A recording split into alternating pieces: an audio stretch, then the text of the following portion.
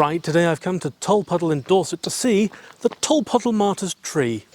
In 1833, 6 men met under this tree to complain amongst each other about their terrible working conditions and their pay, which had been cut from 9 shillings a week to 7.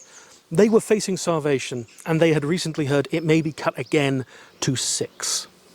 It can be hard to imagine that such a beautiful part of the world with such affluent modern residents could have been so close to starvation.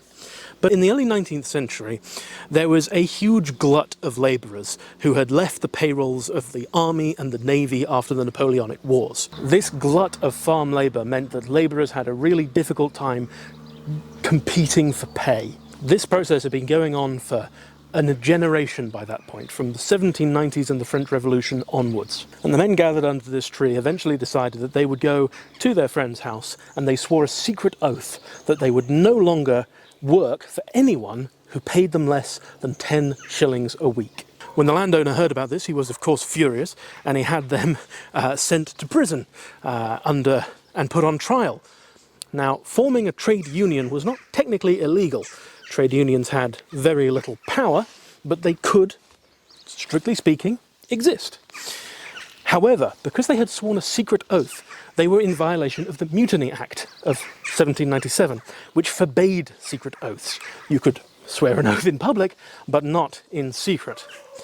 As such, they were considered very dangerous criminals, and they were sentenced to transportation to Australia for a period of 7 years. Exile to Australia doesn't sound good at the best of times. Ripped away from your home, your family, your friends.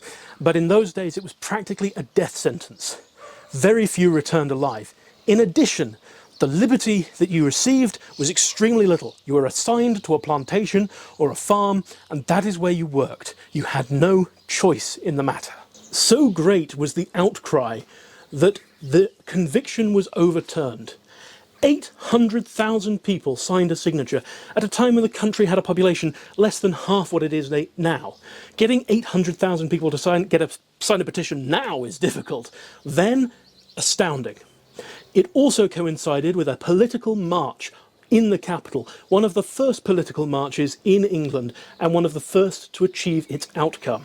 All of Europe was suffering with bad harvests. Food prices were incredibly high, especially in Britain, where we had passed the Corn Laws, which fixed the price of domestic corn and made it very difficult to import cheap corn from abroad in Canada and America. The people felt that the treatment of these men was unjust, and their conviction was overturned. As long as they had presented themselves well in Australia with good behaviour, they were allowed to return, and all 6 did return. Upon returning, 5 of them would later emigrate by choice to Canada, enjoying the liberty that allowed them to do so.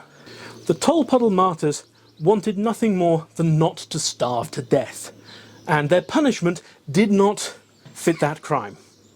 But their experience galvanised Britain and created much stronger sense of injustice amongst all classes, middle class, upper class and working class.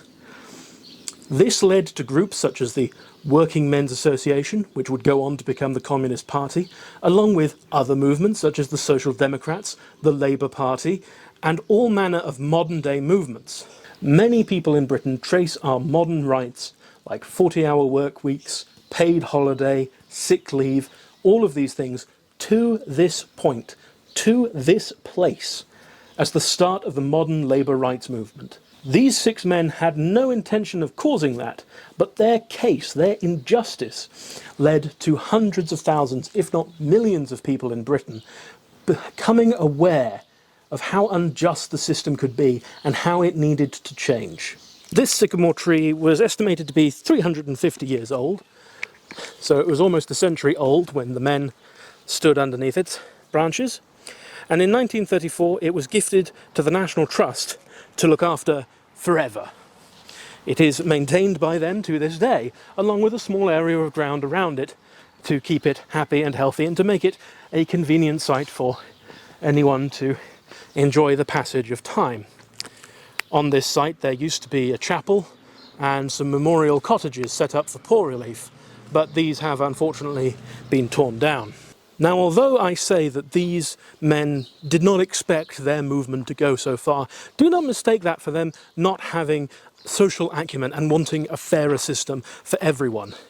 They would write papers crying out for liberty. They would write poetry on the subject. They did want a fairer system.